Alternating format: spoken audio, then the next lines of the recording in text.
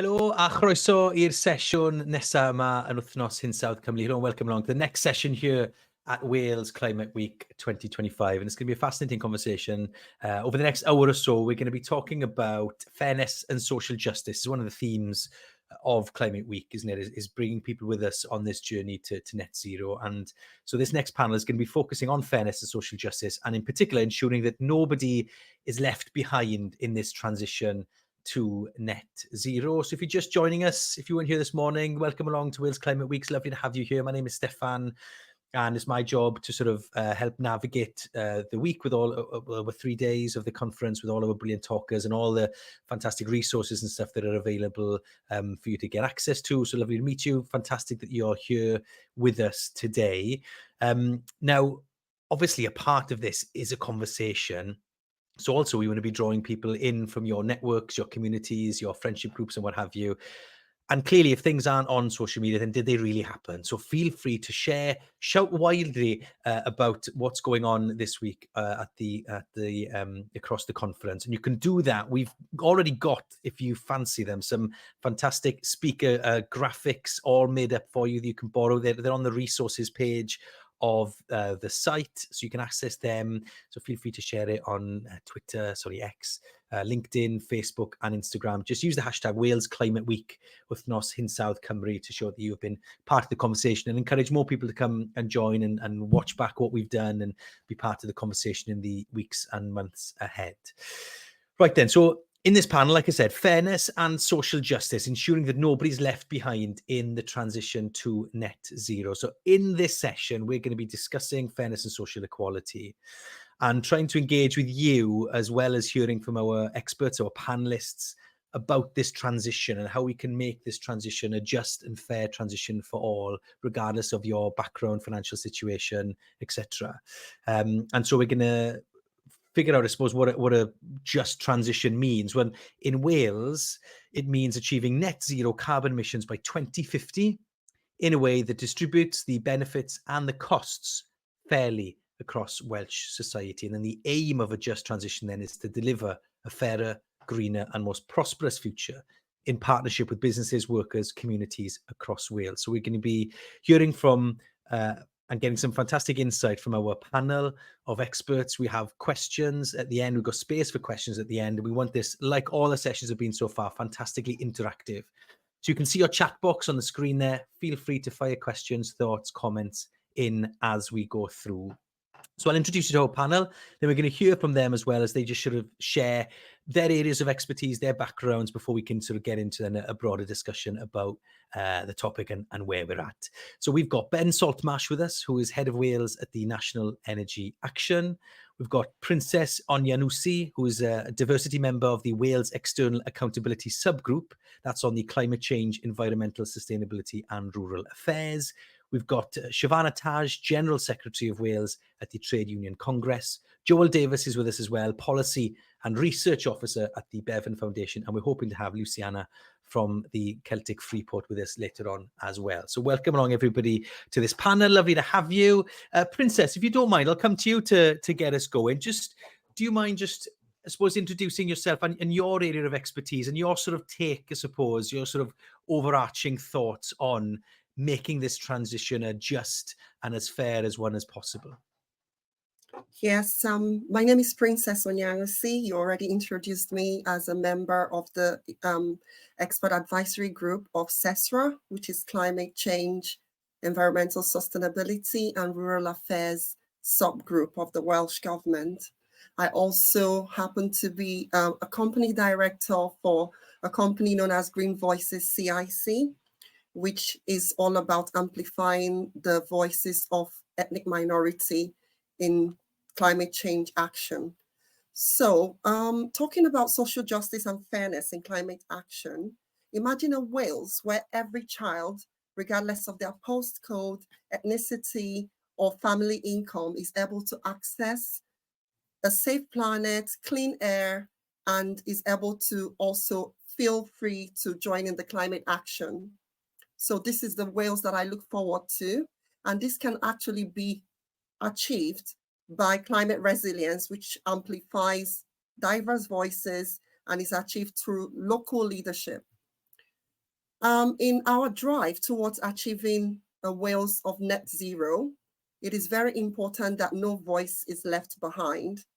It is very important that everyone feels that they are heard and their thoughts and everything is shaped considering the diverse personality and diverse communities. So ethnic minority communities need to be involved in the co-creation of solutions and not as an afterthought.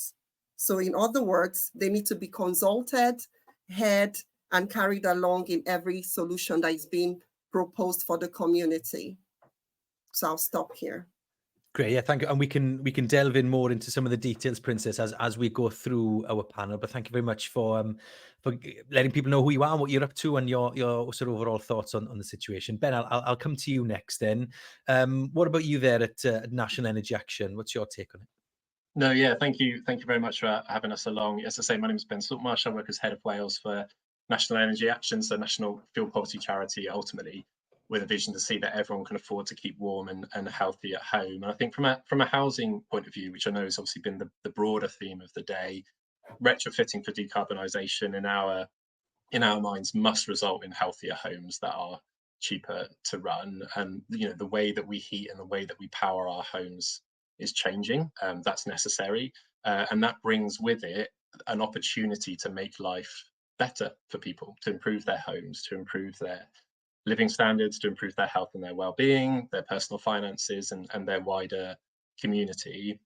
And that's a challenge, but that challenge is a great opportunity. It's just not one that's necessarily guaranteed for all, or is automatic, unless we're continuously intentional about it, as Princess was saying. And that's really important from our point of view, because already in Wales there are 340,000 households living in fuel poverty, unable to afford to keep warm and healthy at home. That's 25% of our country, and that includes more than 4 in 5 of all our lower income households, 83% of them, who are already having to ration their energy and go without heat, without a warm meal or a warm bath. And the transition has to work for them and not leave them further behind or make life any worse. And I think for us, that must mean that we retrofit with intention, that we retrofit with understanding, an understanding of the measures that we're putting into people's properties, and an understanding of each property itself, as they're not all the same, an understanding of home, which I think is different from just the fabric of the building in which you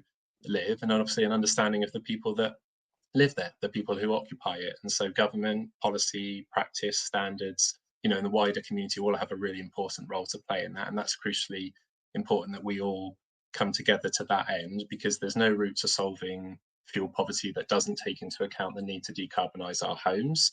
And also there's no route to net zero that doesn't pass through the homes of those that are fuel poor. So I'm sure we'll pick up on some of those details, but I'll stop there. No doubt we will. Thank you very much, Ben. Shavanah then, General Secretary of Wales Trade Union Congress. Where do you sit when it comes to this transition that we've got to sort of face in the next couple of years? Yeah, look, I think that Ben's touched on it really clearly. We are, 1 in 3 workers are still very much reporting that they're having to choose between heating and eating. And that is a very big reality, particularly here in Wales. And on the other hand, of course, we've got these commitments to a just transition. We've seen what's happened as far as the loss of significant numbers of jobs in Port Talbot, for example. Lots of commitments there in terms of a just transition and some good agreements reached. But when it comes to the workforce, what they want to know is, what does my future then look like? So if this job is going to go today, what does that future job look like? And retrofitting of homes, for example, could be a real opportunity, could be a game changer there in terms of creating thousands of jobs, good green jobs for workers in Wales. And we saw during the COVID-19 pandemic, for example, a lot of this sort of just transition talk was taking place then. And of course, if you remember, we had COP take place in the UK, in Glasgow. Lots of us were there making the case for a just transition. But it does feel like right now, where on one hand, you've got those people who are sort of on the sharp end, and then you've got others who are causing mischief politically and telling us that the way forward somehow is to reopen mines. And you look across to the communities who have really had to bear the scars of of what that looked like for them then, they are very much advocating for a just transition.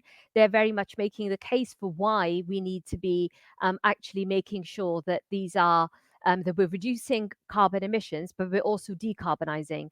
So for me, this is a case of, we've seen some, the UK government's Clean Energy Jobs Plan that was published in October. I think that serves as a blueprint for the years ahead, and it makes it very clear that trade unions and trade union representation is essential for creating good jobs and secure and fair work. And of course, in Wales already, the Welsh government has got a plan. And as I say, Wales has that torrid kind of industrial history of where workers were left behind, but it doesn't have to be that way.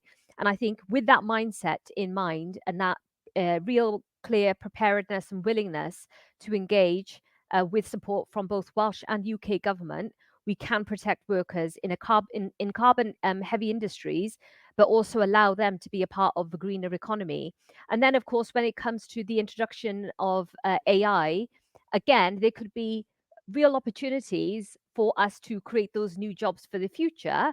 But if it's a case of we haven't got a plan in place in terms of AI takes all the good jobs and then it's the rubbish jobs that get left behind, the low paid jobs, then you kind of like further that inequality as well. So that's the area that we're really focused in on at the moment. Yeah, interesting stuff. Thank you very much, Shavanah. It's certainly, listening to some of the conversation we've had earlier on in the day, there does seem to be positive thoughts or positive ideas out there for the opportunities that the green transition could offer in terms of jobs and stuff in Wales. That is interesting. No doubt we'll explore a bit more of that in the next 45 minutes or so. And then, Joe, last but not least, I'll come to you at the Bevan Foundation. Is this a big talking point, a big sort of something that you're thinking a lot about at the moment there? Yes, thanks, Steffan. As you said, work for the Bevan Foundation. So we're an anti-poverty charity and think tank. So we exist to provide solutions, come up with solutions to see an end to poverty and inequality in Wales. And it is something that we are increasingly kind of getting involved in. So a bit like what Ben and Shavanah have touched on so far, we're very much seeing it as a kind of opportunities and risks kind of situation. So coming at this from the perspective of our work on poverty and how plans for net zero are an opportunity to make progress, but there really could be some risks if social justice is really not squarely at the forefront of the plans and delivery. So just a bit of background, we know that 22% of people are in poverty in Wales, including almost a third of children. And the rates of poverty have basically seen no progress in 20 years. We know poverty is also deepening in Wales. So with almost half of people living in poverty in Wales, they now live in very deep poverty, which is where household income falls below 40% of the median average. And then on the other side, we know that the official advice from the Climate Change Committee to the Welsh Government is that after a lot of emissions progress being made in areas like industry and electricity generation in the last sort of 10, 20 years, from now, the progress really needs to ramp up in areas that affect people's day-to-day lives a lot more. So like how we heat our homes and in the transport sector. I know Ben's spoken to the energy and housing stuff a little bit, but just to say that we do have concerns that there are issues with the plans to tackle fuel poverty and the pace of delivery on things like retrofit and the Warm Homes programme here in Wales. But a lot of my work recently has been on developing some evidence around the links between the plans for decarbonising transport and the opportunities and risks that this poses for people on low incomes. So we carried out quite an extensive YouGov poll recently in May, which showed that there's a huge scale of challenge, that the challenges that transport poses for tackling poverty. But on the flip side, obviously, this means a huge opportunity if we get developments right in the next sort of decade or more. So from that work, we've seen that even though Welsh Government plans are really ambitious for decarbonising transport, they don't automatically achieve that dual role of tackling emissions and tackling poverty. So, particularly around the tension between enabling that transition to electric cars versus improving public transport on the other hand, getting that modal shift. It's about where the investment's targeted. So we really think that real prioritization of policies that are designed to reach people in poverty are essential. And also kind of in the background is that kind of questioning we've seen generally in public discourse around whether net zero is too expensive and maybe support fading for it amongst some people. We think it's really important to make sure that net zero policies are communicated as cost of living policies that will improve lives, and to make sure that they are that. and to make sure that element of it is being communicated well. Yeah. So yeah, I'll leave it there. Interesting. Thank you very much, Joel. And actually, if we don't mind, Princess, I'll come to you on that sort of thought that Joel finished off on there. Is this idea that actually climate action and the work that can be undertaken to get down to net zero can actually be an opportunity for people who are in more difficult financial situations, perhaps because there's an opportunity there to save money.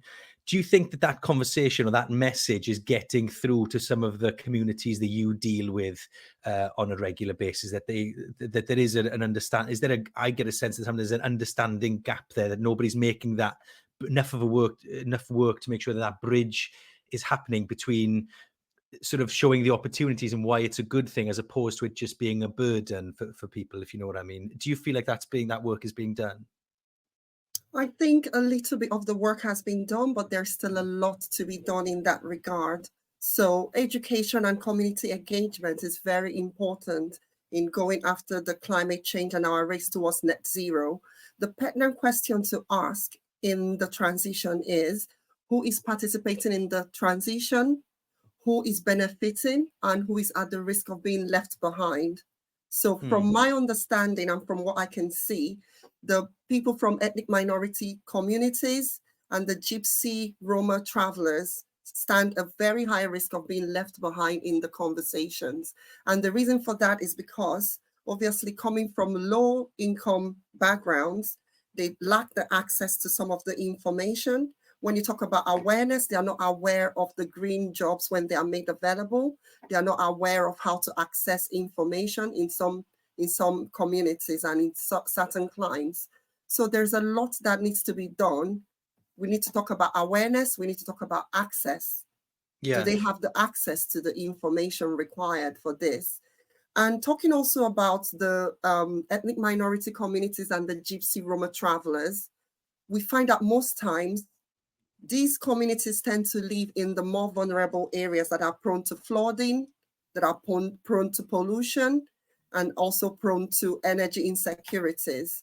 So community engagement is very important because naturally the communities suffer. I'm going to include myself in that community because I come from that community. So we naturally suffer from not having the access to those information. We also suffer from not having the trust.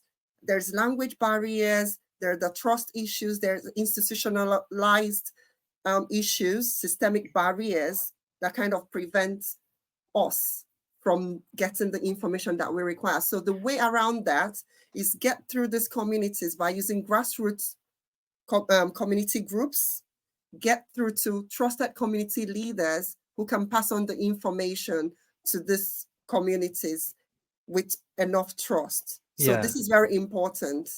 And whose responsibility is that then, Princess? Is that the companies who are perhaps are undertaking work to retrofit, for example, or to argue for, we talked earlier on in the day about, since we're talking housing today, heat pumps or, things of that nature. Is it down to organizations, companies? Is it a governmental role? Do the communities themselves need to take some ownership as well in sort of being part of this conversation? Where does the sort of responsibility lie then in order to try and start building these bridges on a more consistent basis? So it is the job of everybody, but the government has to play a major role. So there has to be inclusion embedded in everything they're doing. In the policies, there should be inclusion. It shouldn't be an afterthought. So there should be co-creation in everything that is going out in terms of statements being passed on and everything that has to do with the planning. There should be co-creation with the communities. So the communities need to be consulted and they should participate not just as consultees, but also as decision makers who have the right to vote. So when we're talking about the retrofit and things around the climate change, it is a responsibility. There should be shared accountability. Everyone needs to be involved and absolutely no one needs to be left behind in the conversation. So I would say it's everybody's role, but the government has a major role. I'll give a case study example of the Anti-Racism Action Plan. So we know that with that plan, there was consultations made. So in the Climate Action Plan, there needs to be also equally consultation. And people of color, the ethnic minority communities, the Gypsy Roma travelers, should be involved in decision making. They should be given access to sit on steering committees. They should be given access to sit on boards that make all these policies. At least their voices needs to be part of the policy making and not them being consulted after the policies have been set. I don't know if that makes sense. So it's very important in the decision making early on, Princess. Absolutely. Is what you're saying. Yeah. Great. Thank you very much for that. Ben, something you were talking about earlier about trying to make sure that when you decarbonize homes, we were talking a little bit about that with Princess now, that you do that in a way that doesn't disproportionately burden low-income households. How do you go about doing that, right? Because it can be quite, some of this work can be costly. And if we know there's a cost of living crisis on at the moment, we know people are struggling with their bills. Joel gave us some frightening statistics about poverty in Wales a few moments ago. Therefore, spending some money that you maybe don't have, or clearly in some cases people don't have, on putting some fancy new insulation in, that's difficult, isn't it? So how do you go about squaring that circle? Well, I think in the case of, low income and vulnerable households, the likes of which obviously Princess has also just been describing, as well as Joel and others, is that, fundamentally those households cannot afford the upfront costs themselves. So we have to find a way to fund it. That's why schemes like the Warm Homes Programme, which is Welsh Government's flagship programme to tackle fuel poverty in Wales, and provide insulation and kind of low carbon technology measures to make people's homes much warmer and greener and healthier places to live, is so important, because fundamentally these households have often more money going out than they've got coming in. They're in very grave circumstances. They can't afford to heat their home. They're often in debt, grave debt to their energy supplier currently as a result of the cost of living crisis, as you say, Steffan. So we need to find a way to make sure that we can fund those programs. I'll come back to that program in a minute, but I think also we need to find a way at the same time of funding it to also make sure we provide funding for the advice that sits alongside, because there's one thing to be able to have awareness that this might be coming, but it's another thing to actually have confidence and trust in those measures. And then it's another thing, again, I think probably to take the decision to actually proceed. So even if the funding's there, you need that hand-holding support to guide you right through that process. I think the transition will actually only succeed if that right advice and protection support is provided throughout that whole journey. And as Princess, I think, and others have been saying, that means including and prioritising those who need it the most, right from the very beginning to long after I think some of these measures have been installed. The Warm Homes Programme is in a good place at the moment in Wales. It can provide that support that I described, but its big limiting factor is the fact that at the current rate of delivery, it's going to take well over a century, as NEA and the Bevan Foundation have jointly pointed out, to get around all those households, those low-income, vulnerable households that are estimated to be in fuel poverty. And that's time that we don't have, and that's time that they don't have. There is a cost to these measures, but there's also a cost to not intervening. And the longer we wait, the more costly that will be to people's health and well-being and broader society. But there's also opportunity to really ramp up that investment at the moment. It's a key time in the Welsh political cycle, so it might not quite sit within current Welsh Government's gift, but with the UK Government's decision to invest, just over £13 billion into its Warm Homes plan in England, that will result in a significant consequential for the devolved nations, including in Wales. That money is there to be spent in England to tackle fuel poverty, cut energy bills, and help accelerate to net zero.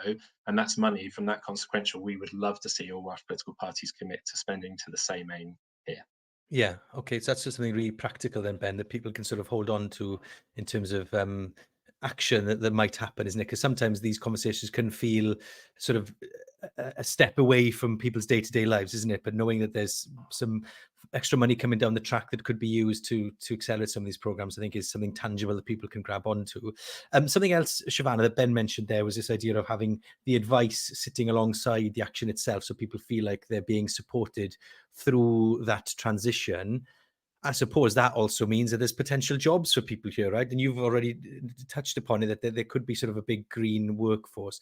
Do you think that there's enough excitement about the potential opportunities that the green energy offers? I feel like all these conversations we've been having so far the day, on the part of our podcast that was on earlier, you can go back and watch on YouTube if you missed it, when I was speaking with Sarah earlier on.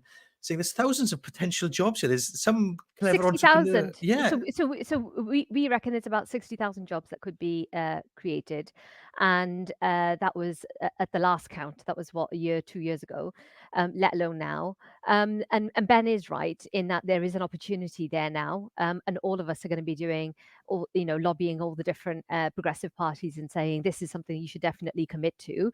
But I think that there are some. When we think about just transition, for me, it's about being practical.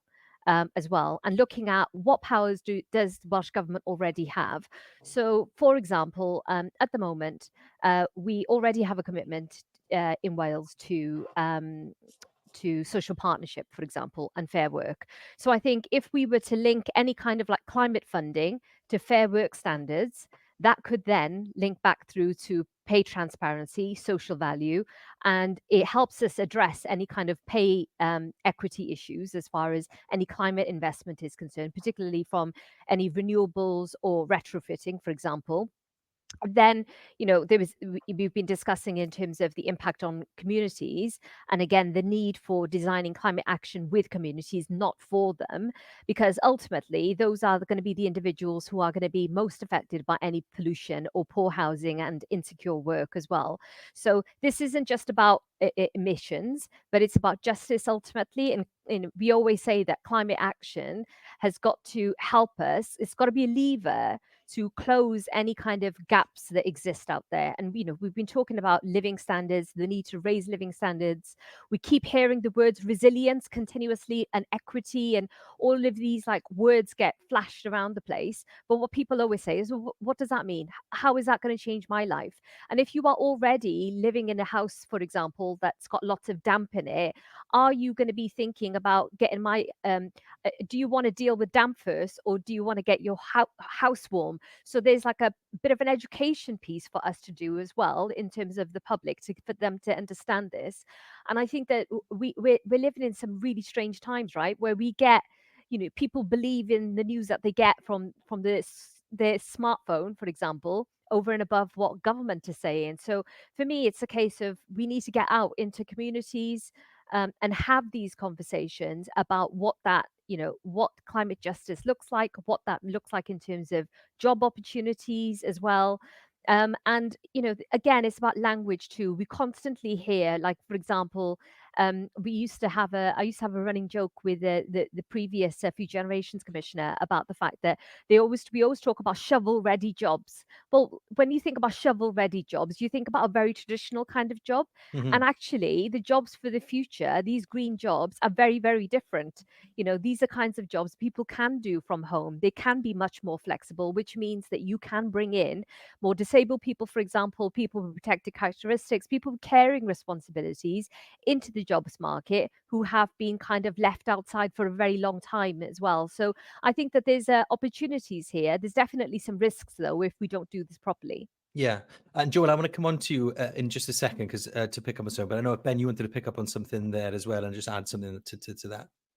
Yeah, and only to say really that I agree, and I think it's really important that we do see that this in the sense of the opportunity that it's providing, as so many sort of said, in the whole round, because I think sometimes there's a temptation to think that for measures that will ultimately potentially and hopefully be cost saving for households, that in theory that will motivate the public enough to actually do it because they'll gain financially. And obviously I'm not sure that necessarily saving money is everyone's biggest motivator. I think sometimes convenience and simplicity and kind of avoiding any kind of friction and hassle is often just as big a motivator for some as it is as it might be for others. And I think for low-income households, clearly, obviously, saving money. You don't have enough money to live on.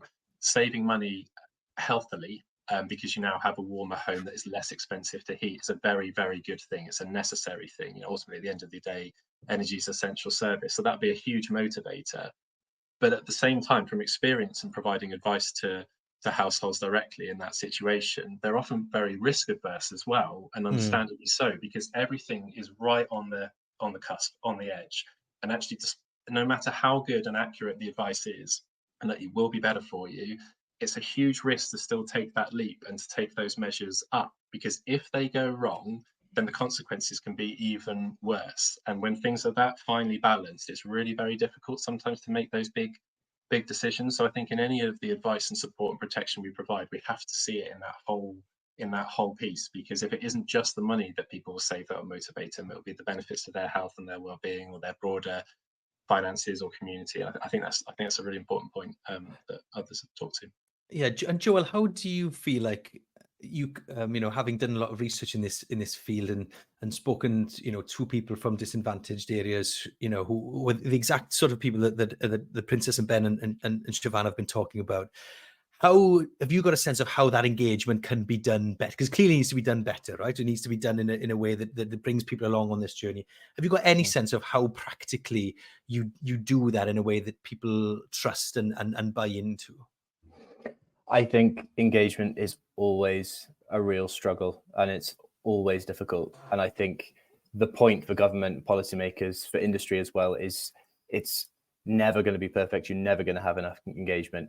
The point of engagement is to make sure it's not tokenistic, that it doesn't. I think sometimes government can rely on working groups that they've relied on for a long time, and people can get established in those spaces, and then they can start to be the only voice that is listened to in any discussion. And I think it's really important to carry on expanding, to make sure you're going to different people, going to different communities, and making sure that is really at the forefront of thinking and policy design. I think there is a real lack of data just in general. We come across it all the time when we're trying to do research on cost of living and poverty. When it comes to transport, for instance, we've been without, because this goes into kind of the more quantitative stuff, but that's important as well. We've had years without having a national travel survey for Wales, for instance. There is one coming now. It's being done at the moment, and we'll see the results in April next year, I think, or March next year.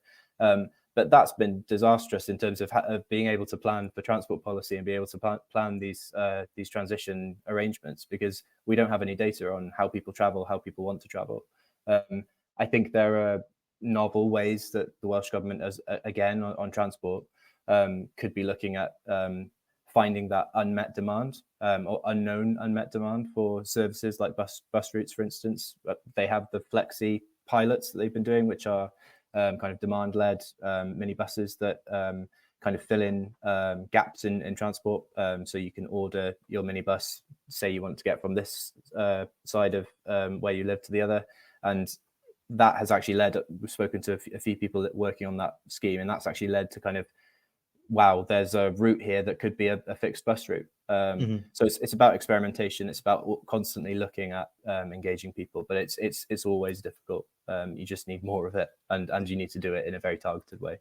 Yeah, and I suppose following on that point of engagement, Princess, obviously this is, I suppose, easier, or it's a path that's been walked down before when it comes to public sector engagement on policy changes or fundamental changes in how society works. Right, we're kind of used to engaging with government in focus groups or speaking to a member of the Senedd or your MP or whatever.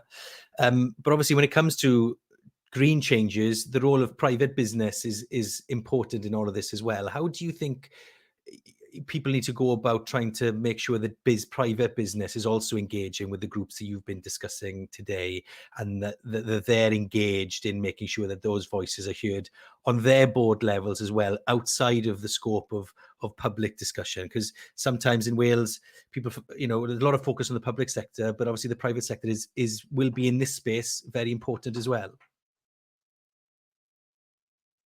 Oh, sorry, Princess. I think you're we're still on the. I think you're muted. Sorry. It's like 2020 all over again, Princess.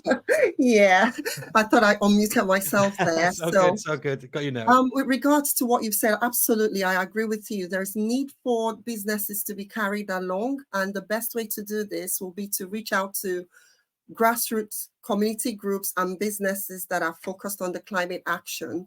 It would interest you to know that in 2023, net zero jobs, because I heard Shav talked about 60,000 jobs, but according to The Guardian, net zero jobs was about 765,000 jobs created from net zero. And what we don't know, or what we've come to realize, is out of those jobs, the ethnic minority community and the Gypsy and Roma communities were not actually carried along So a very low percentage of them were part of that statistics. So there is quite good reason for there to be equality impact assessments. So in whatever is being done, it needs to be assessed that there is equity and equality being covered in those things. So the reports need to show that as much as the green jobs are going out, what percentage of ethnic minority communities have those jobs? What percentage of Gypsy Roma communities are part of the net zero green jobs? So it's enough for us to talk about the green economy, but if it's not inclusive, then obviously we haven't done a good job as, as a nation. So all these things need to be thought of, especially with regards to businesses that promote climate action. So there needs to be funding for ethnic minority owned businesses, because in the race for net zero and in meeting up with the target, some businesses might not have enough funding to be able to do as well as others. So it's about recognizing the ones that need support in terms of funding, the ones that need support in terms of providing them with the tools with which to reach those normally not reached communities, or what we call the underrepresented communities. For the Gypsy and Roma, the percentage shows that 46% of their males, which is far below the average of 50%, is involved in the net zero jobs. So a lot of work needs to be done with regards to getting businesses on board. And this can be done best by reaching out to the community leaders who own those jobs, so that the trust and language barriers are eliminated, and then there will be better outcomes. Yeah. Ben, you talk a lot about collaboration between businesses, between different charities, between public and private sector, because these problems can't be solved by one without the other, right? I mean, is that my sense of listening to what people are speaking? This isn't something that government can do on its own. It's not something that businesses can do on their own, right? There has to be a degree of collaboration. How do you go about ensuring that people feel like they're getting a good bag? Sometimes that, never should the twain meet or whatever, you know what I mean? Like, how do we make sure that we get that collaboration going?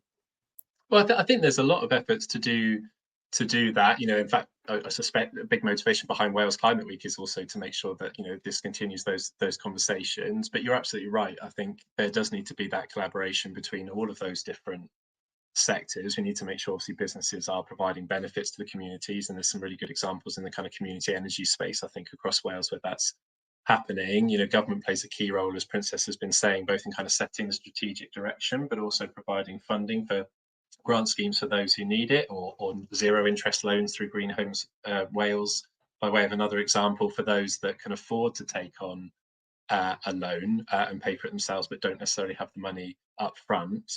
And there's various different options available. But we all play a role. I think if I understood some of what Princess has been saying as well correctly, for those underrepresented communities, we need to make sure we're engaging with their trusted intermediaries and providing them with the support that they need in order for them to be able to advise their communities and their households, because it won't happen otherwise. And so there's a role for a whole wide range of organisations in that space, and that includes landlords and others. And that's also why, alongside funding and grant schemes and programs, the standards that we set for owner-occupied homes, or more accurately, private rented homes and social housing in Wales are very important too. Yeah. Some of the discussion that comes up, Shavanah, when we talk about sort of changing the workforce or whatever and trying to, maximise opportunities, often you hear business owners on the radio, on the television, whatever, talk about the cursed red tape. They're afraid of, all the sort of the burdens that might come on them as a business owner before being able to allow the changes to their workforce. What would you say to business owners who are afraid about the changes or changing direction to encourage, to grow because of the level of burden in terms of red tape or whatever that might come on, or paying to retrain staff, etc., etc.? Is that a misnomer, or can you see where they're coming from when they raise those concerns? So we've got some really good examples where we have worked with employers, particularly when it comes to any changes that are going to be coming down the line. And as far as a just transition, for example, is concerned. So just to give you a couple of examples where some of this is done. So Ratcliffe Power Station, that was the last coal-fired power station in the whole of Britain. And GMB, Prospect and Unite worked with the employer to successfully redeploy that workforce before it shut down. Then, to give you yet another example, in Vauxhall and Ellesmere Port, workers fought to make sure that the company's decision to transition to electric vehicle production didn't lead to unwarranted redundancies and a downgrading of job quality.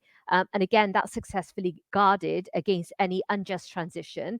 Now, when these things happen, it's not just the workforce that benefits, it's the company that benefits as well. So going back to the point about doing things the Welsh way of working is that tripartite social partnership where you've got unions, you've got government, you've got the different organisations around the table, and of course employer organisations and employers themselves looking to make good decisions. And we've got the industrial strategy now that is very much in front of us.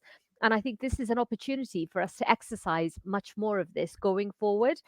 There is going to be a big event taking place in Wales as well, where we talk about jobs for the future coming up in December. That will really be a bit of a platform for the Welsh Government and for business in Wales and unions to demonstrate what that looks like in practice and what that means.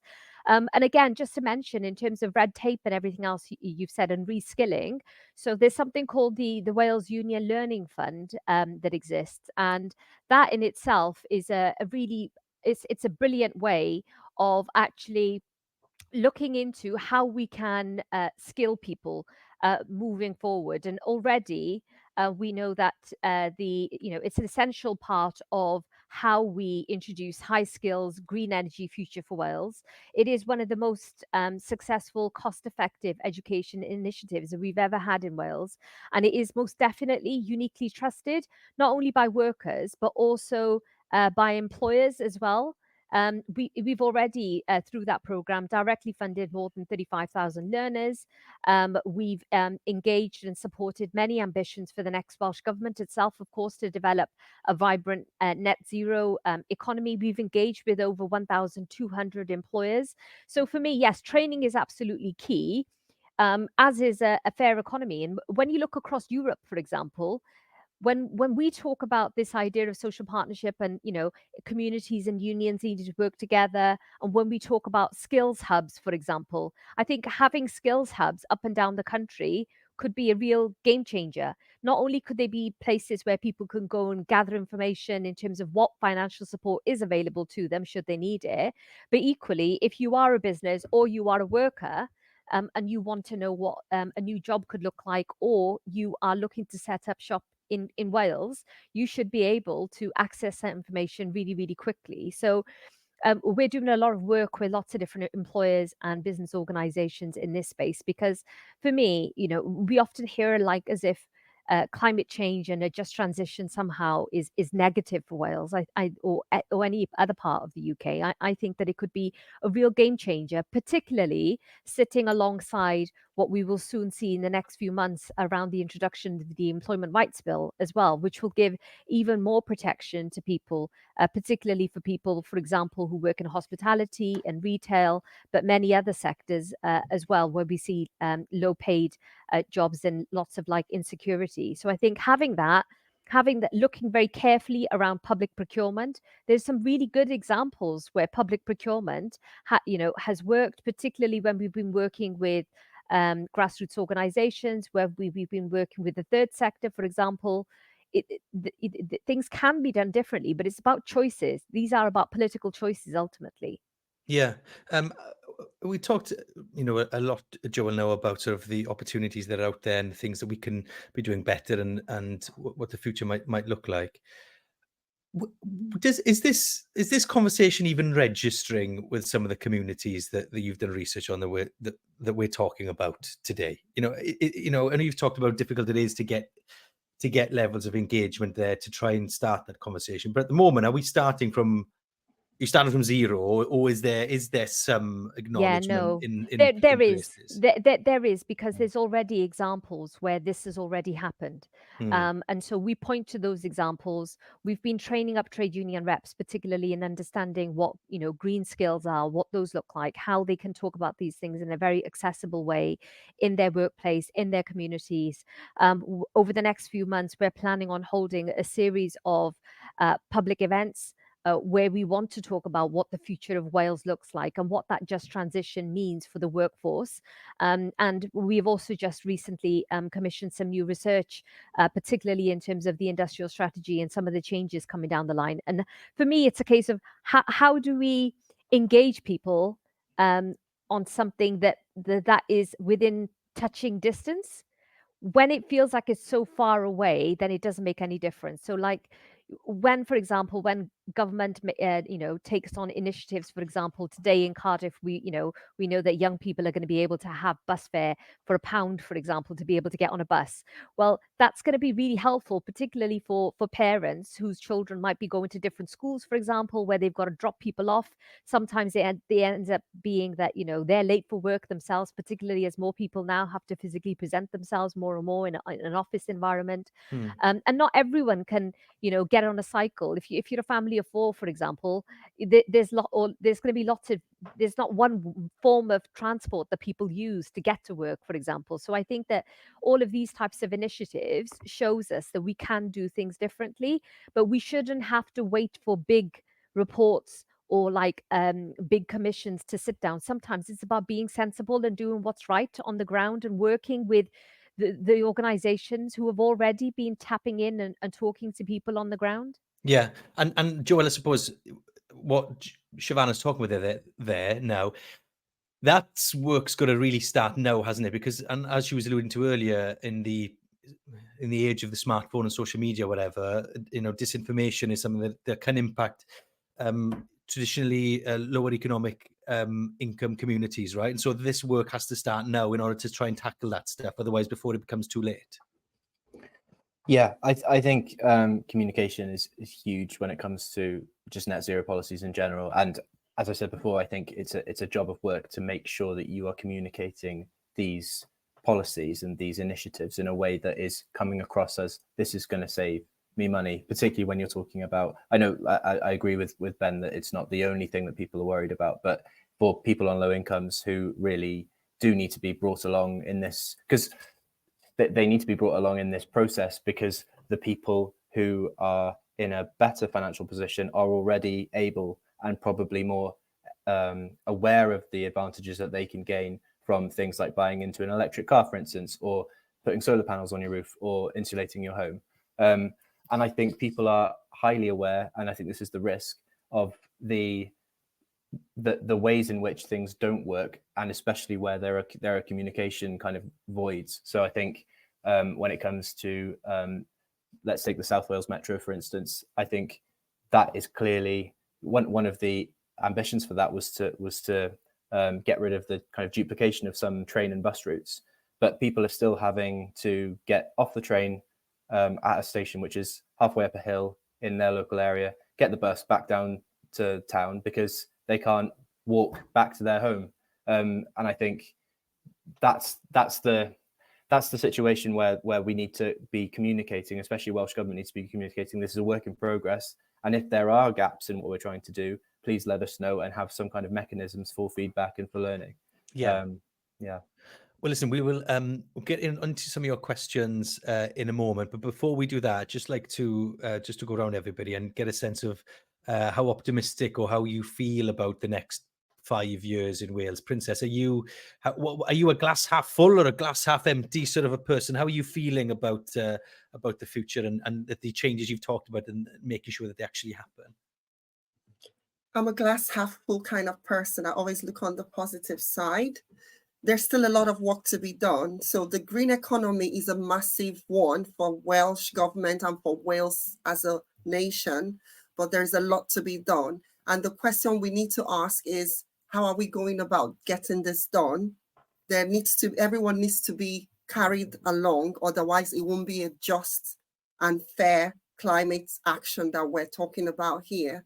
So all the methods that need to be involved or employed need to be done. And I'm very particular about the equality impact assessment reports, because if this is not done, how do we know? For instance, if we say we've rolled out 2,000 green jobs, how do we know who's taking the green jobs? How do we know it's being equally shared and very accessible to everybody? So it is a very huge economy, the green economy, but it needs to be handled right. And I don't think anybody's voice needs to be left behind. That's where I stand. And what we need to be particular about is to make sure that inclusion is not treated as an afterthought, but rather as the engine that drives the green economy for Wales. So that will be my landing point. And Ben, well, how are you feeling about the next 5 years? There's a lot to do, isn't there? There's a lot to do, but I definitely could not do this job if I didn't think it were possible to for that change to happen. Yeah, two people glass half full. Shavanah, you gonna keep the good theme going, or are you taking us down a peg? What are you doing? Look, I think that we can be positive about what lies ahead, or we can be pessimistic. I guess it depends on how people are going to vote come May.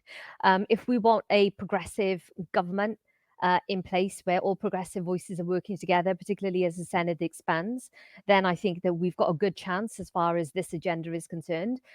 If people believe all the lies and the misinformation, then we are not going to be having conversations like this, let alone actually delivering for the people of Wales. So for me, it's about speed, very much so. That is the one thing that people get very, very frustrated by. They hear, we love a pilot in Wales, don't we? We love a pilot, and then it's like, okay, what's the learning? And then we go, oh, that's nice, let's put that away. So I think that I would love for some of these pilots to just become reality now. Yeah. And same question for you as well then, Joel, just to finish off. And we've got some questions then I want to get into before we wrap up in about 10, 15 minutes or so.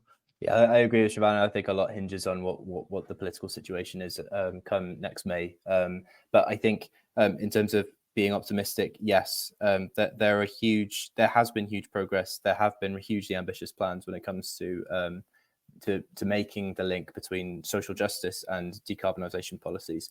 But the key really is in delivery. I mean, one of the positive things that we've got coming through now, and it kind of shows the example of the gap, possibly the gap to be bridged between ambition and delivery is the bus services bill. It's a huge opportunity to take back control of bus services and routes, and for Welsh Government to be able to introduce routes that are for the social good rather than for profit. Yeah. The key is how much money goes into that. The key is how much data there is about what people really need. And as Shav said, it's about speed as well. We need to see that coming through quickly, really, really transforming people's lives very quickly. Otherwise, you're going to just lose support for it. So I think it's that gap between ambition and delivery is the real key.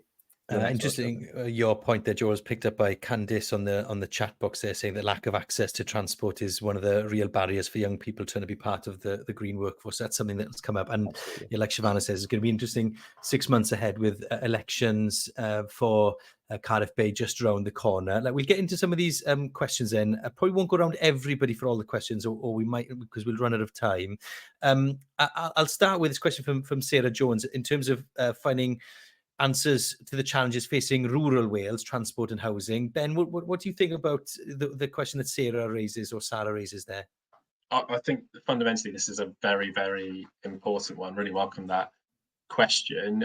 At the moment, 25% of households are estimated to be in fuel poverty across Wales. We haven't had regional local authority level estimates for fuel poverty for quite some time, since 2018. But back in 2018, when the national average was 12% living in fuel poverty across the country. For example, those in rural Ceredigion and rural Gwynedd in West Wales and North Wales respectively were at 21% and 23%, and that's when the national average was 12. And as I say, that today it's a quarter of the country, 25% of fuel poverty, so you can only assume that the averages in those communities would be far, far higher, and that needs to really feature in the conversation, because there are multiple barriers and kind of issues that compound to make the situation worse, from rural kind of travel and housing premiums to the fact that the homes are often a lot older and colder. to heat in the first instance, and built differently than they are in more urban areas, and therefore require a different approach, through to broader things like social and spatial isolation, all the way through to the fact that some households are actually off the mains gas grid and dependent on fuels like oil and LPG, which are not only often more expensive, but don't necessarily benefit from some of the same, protections and regulation that gas and electricity currently does. So, those things are really very important to feature in the conversation and to make sure are built into programs of support, so that programs like the Warm Homes Programme or anything else that we're talking to in other sectors are actually designed from the off to meet the needs of everybody across Wales, including those that live in rural areas. Now, Shavanah, Paul Allen asks about, which is interesting, you were saying that Wales loves a pilot. Well, Paul Allen's asking, what are the barriers and how does Wales then overcome them to increase the scale and speed needed to make these changes? So how can we get rid of some of the things that are slowing us down from making the changes we need? So, for a very long time, we've been faced with one situation after the other. So whether it was us leaving the European Union, whether it was the COVID pandemic, whether it was all the, the shocks, the economic shocks that came after it, whether it was the 14, 15 years of austerity that we faced, it just feels like we just had lots and lots of insecurity. And for a very long time, we've been talking about the need for fairer taxation, particularly in Wales, and we've been talking about fairer funding as well. We have got a budget coming up. So I'm hoping that we see something good in there in terms of particularly something that helps the everyday person. Of course, from a union perspective, we are definitely going to be continuing to push for the Employment Rights Bill, for example. But also for us, it's a case of, we've seen over the last couple of days that manufacturers have been given more support from government to bring energy sort of costs down.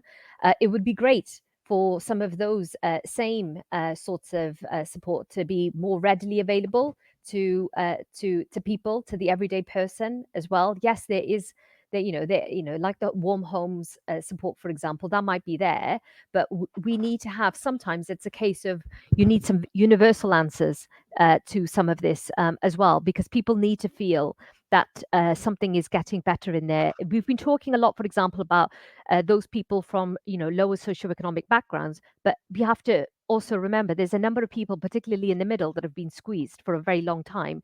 Wages, have not matched up to inflation for that duration of the 14, 15 years. We've seen some better public sector pay settlements, but again, let's see what happens now going forward. There's a lot of catch up that we also need to do. But for me, what I want is for our governments from Wales and from UK government level to be working more in collaboration for us to be able to tackle some of these challenges. And yes, Wales will always have its own unique story to tell, but we also have to remember, of course, Michael Marmot has officially stamped us as a Marmot nation, right? And there's loads of recommendations there that very much interlay with all of the different points that we've been raising today. So when we make our decisions about how we spend money in Wales, we also then need to think about what it is that we currently need more of. So is it more powers that we need in order to act with speed?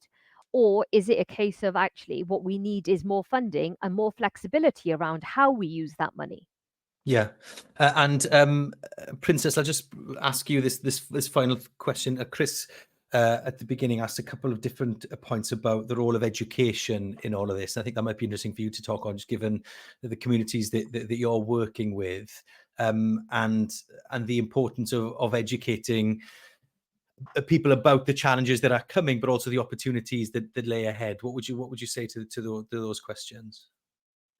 So for education, it's very important that people have access to the education. So one of the barriers, like I already said, is language, it's trust, and culturally sensitive comms. I believe it was Joel who talked about communications.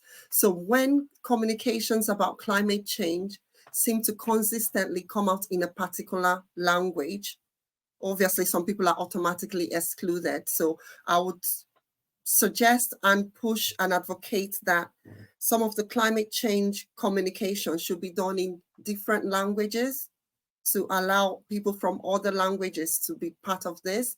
The Gypsy Roma travelers community might have that barrier of language, trust, and access.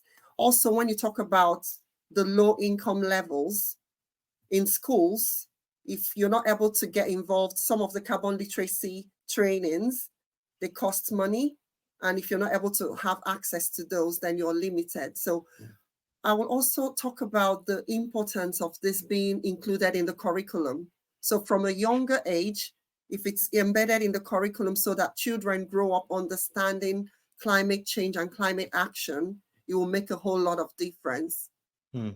Also, the community leaders have a very vital role to play because they've already earned the trust of the community. So it's easier for them to say to the communities, this is the best way to go about the climate action. And with that, climate resilience should be from bottom up and not from top to bottom. So the education should be done by the grassroots.